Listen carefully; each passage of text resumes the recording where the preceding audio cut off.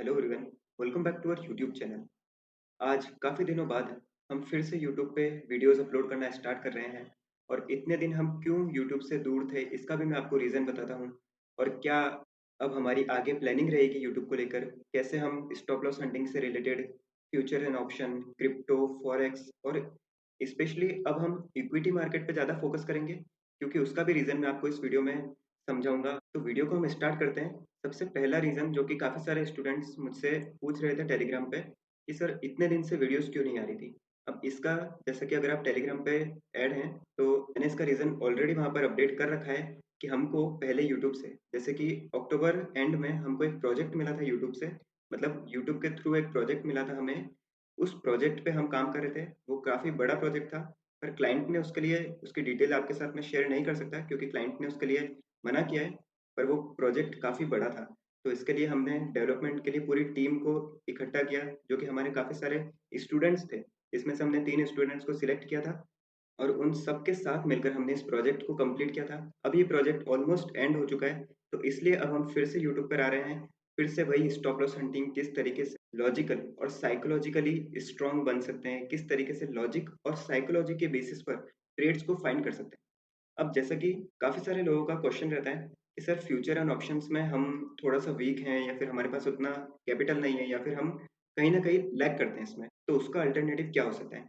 तो सबसे पहले मैं आपको बताता हूँ, एक चीज़ आप ध्यान रख लीजिए, नहीं तो आप इस बात को मान लीजिए क्योंकि बहुत से लोग होंगे वो इस बात को मानते नहीं होंगे या फिर बहुत से ऐसे लोग होंगे जो मतलब मुझ पर उतना विश्वास करेंगे नहीं। पर मैं आपको जेन्युइनली एक बात बता रहा हूँ कि अभी पिछले 2-4 महीनों से मैं काफ़ी बिज़ी था, तो मैं स्क्रीन टाइम उतना दे नहीं पा रहा था। जैसे अगर आप ऑप्शंस में ट्रेड करते हैं तो आपको बहुत अलर्ट बैठना पड़ता है स्क्रीन्स पर और सुबह से दिन तक आपको पूरा टाइम मार्केट को देना पड़ता है।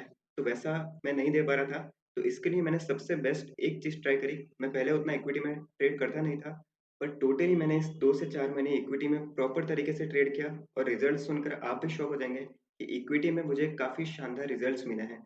मुझे ऐसा लगता था कि इक्विटी में उतना स्कोप नहीं है, इक्विटी में हमारा केवल पैसा होल्ड करना है या फिर मुझे केवल यही लगता था कि इक्विटी में अगर आपको लॉन्ग टर्म ट्रेड लेनी है या फिर इन्वेस्टिंग करनी है, तो ही आप इक्विटी की तरफ जाओ। पर एक्चुअल में मैं गलत था क्योंकि अब मैं आपको इसका रीज़न बताता हूँ, क्योंकि जब मेरे पास टाइम नहीं था, तब सबसे मेन फ़ोकस जो मेरा था वो था इक्विटी मार्केट पर। मैं बहुत तरीके से मैंने काफ़ी सारी इक्विटी में ट्रेड ली है और इससे मुझे पता चला है कि यस, इक्विटी मार्केट भी एक अच्छा ऑप्शन है। तो जो लोग जॉब करते हैं या फिर जो लोग कहीं बाहर काम करते हैं, जिनको उतना टाइम नहीं मिल पाता, जो फ्यूचर एंड ऑप्शन करना चाहते हैं पर टाइम नहीं मिलता, तो वो इक्विटी मार्केट पर फोकस कर सकते हैं। ये मार्केट भी आपको रिटर्न अच्छे दे सकता है। उसके लिए भी मैं अब यहाँ पर वीडियोस अपलोड करूँगा कि कैसे उसके लिए क्या स्ट्रेटेजीज़ हो सकती है। स्ट्रेटेजी तो देखो कुछ होती नहीं है। एक्चुअल में सब लॉजिक और साइकोलॉजी का ही गेम है, जो कि मैं अपनी सारी वीडियोस में पुरानी वीडियोस में भी बताता आया हूँ और नई वीडियोस में भी आपको लॉजिकल और साइकोलॉजिकल एनालिसिस कैसे कर सकते हैं, वही आपको बताऊँगा। अब देखो इसके एक ही एग्ज़ाम्पल से अपन यहाँ पर समझते हैं, ये एचडीएफसी बैंक है। अब यहाँ पर काफ़ी सारे लोगों को 2 सिनेरियोज़ दिख रहे होंगे। वो खुद आप सोच सकते हैं कि क्या सिनेरियो हो सकता है। देखो सबसे पहला ये स्विंग मैं यहाँ पर मार्क कर देता हूँ, क्योंकि इस स्विंग से प्राइस क्या हुआ था? ये देखो इस स्विंग से प्राइस ने ऑलमोस्ट यहाँ तक की रैली करी थी, है ना? उसके ऊपर भले ही मार्केट अपन देख सकते हैं कि प्राइस क्या हो चुका है। इस पॉइंट पे आप देखो एक कंसोलिडेशन फेज़ में चले गया था। फिर इसको अपन इग्नोर करते हैं यहाँ पर। अब देखो यहाँ पर क्या है? प्राइस एग्ज़ैक्ट इस क्या है? इस सपोर्ट पर है। अब यहाँ पर हो 2 चीज़ सकती है। अब क्या 2 चीज़ हो सकती है? अब देखो, सबसे मेन अगर आप स्टॉप लॉस हंटिंग जानते हैं, तो आपको पता होगा कि सपोर्ट पे क्या करता है? बायर्स को इनवाइट करता है। तो यहाँ पर भी क्या कर रहा है प्राइस? बायर्स को इनवाइट कर रहा है। अब पॉसिबिलिटी क्या हो सकती है कि प्राइस क्या करे? ये छोटा-सा स्विंग ब्रेक करे और बायर्स को क्या दें यहाँ पर? फाइनल कॉल दें। उसके बाद क्या करें? डाउन साइड के लिए रैली करें। ये एक सिनेरियो हो सकता है। अब यहीं अपन सब कुछ हटाते हैं यहाँ पर और आपको मैं अब दूसरा सिनेरियो बताता हूँ कि क्या वो दूसरा सिनेरियो हो सकता है। अब देखो, अब अपन थोड़ा क्लोज आते हैं और केवल रिसेंट स्विंग देखते हैं, क्योंकि टाइम फ्रेम कौन सी है? 1 डे की टाइम फ्रेम है। अब 1 डे की टाइम फ्रेम में अगर आप ट्रेड करते हो तो आपको पता होगा रिसेंट स्विंग कितना इंपॉर्टेंट होता है। देखो रिसेंट स्विंग देखते हैं और रिसेंट स्विंग देखने से हमें क्या पता चलता है? देखो यहाँ पर भी क्या है, इस स्विंग से मार्केट ने देखो कितनी अच्छी खासी रैली करी थी। उसके बाद देखो इतना स्पीड में मार्केट डाउनफॉल पूरे नीचे की तरफ आया। ये स्विंग को ब्रेक करने का प्राइस क्या हो गया? कंसोलिडेशन फेज में चले गया।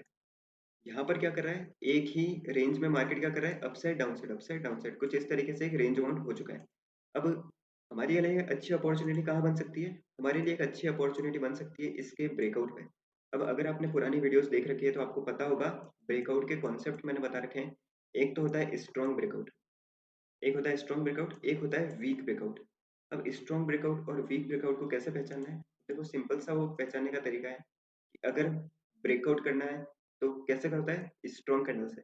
अगर स्ट्रॉन्ग कैंडल से ब्रेकआउट है तो उसके जस्ट बाद अगर रिजेक्शन आ जाए मार्केट में, वापस सेम कैंडल डाउन साइड के लिए आ जाए, तो ये क्या है? ये क्या इंडिकेट करता है कि जो बायर्स है वो वीक है। वो क्या कर रहे हैं? मार्केट को इस पॉइंट पे सस्टेन नहीं कर पा रहे हैं। इसलिए क्या हो गया? प्राइस वापस देखो डाउन साइड के लिए आ गया। तो मतलब ये तो काफी डिटेल चीज है, ये काफी सारे कॉन्सेप्ट यहाँ पर है। तो आप पुरानी वीडियोस को एक बार अच्छे से चेक कर लीजिए अगर आपने नहीं देखी हो, और टेलीग्राम को भी ज्वाइन कर लीजिए, क्योंकि अब से मैं आपको इक्विटी के कॉल्स भी वहाँ पर प्रोवाइड करूंगा कि कहाँ पर हमारे लिए अच्छी अपॉर्चुनिटी बन रही है, जिससे आपके लिए भी काफ़ी हेल्प हो। तो ये सिनेरियो की अपन बात कर रहे थे, यहाँ पर अपॉर्चुनिटी हमारे लिए ब्रेकआउट के बाद ही बनेगी। अगर उससे पहले अगर आप सोचे कि चलो लॉन्ग टर्म के लिए हम क्या करें, प्राइस इस पॉइंट पे हम बाय करके रख लेते हैं, क्या पता लॉन्ग टर्म में बहुत क्विक ब्रेकआउट मिले अपने को, हमें एक अच्छी अपॉर्चुनिटी यहाँ ना मिल पाए या फिर हम कैच ना कर पाए। तो ये अप्रोच क्या है? ये अप्रोच गलत है। यही अप्रोच के बारे में आज एक यूजर ने मुझसे पूछा था, मैंने उसको साफ मना किया था कि नहीं, ऐसा नहीं होता। अगर आपको लॉन्ग टर्म टिकना है स्टॉक मार्केट में तो आपको ये सब कोर लॉजिक्स जो होते हैं ये आपको समझने पड़ते हैं, और यही आपको इस चैनल पे मिलेगा। तो आप इस चैनल को सब्सक्राइब कर सकते हैं, और सबसे मेन आप टेलीग्राम को ज्वाइन कर लीजिए, क्योंकि वहाँ पर आपको अब डेली वीडियोस के जो भी अपडेट रहेंगे वो सब आपको वहाँ मिलते जाएंगे। और आप कमेंट करके ज़रूर बता सकते हैं कि आपको फॉरेक्स पे, क्रिप्टो पे स्टॉप लॉस हंटिंग किस तरीके से काम करती है। ये अगर वीडियोस आपको चाहिए तो आप कमेंट करके ज़रूर बताइए, और टेलीग्राम चैनल को ज़रूर ज्वाइन करिए। तो thanks for watching. Thank you.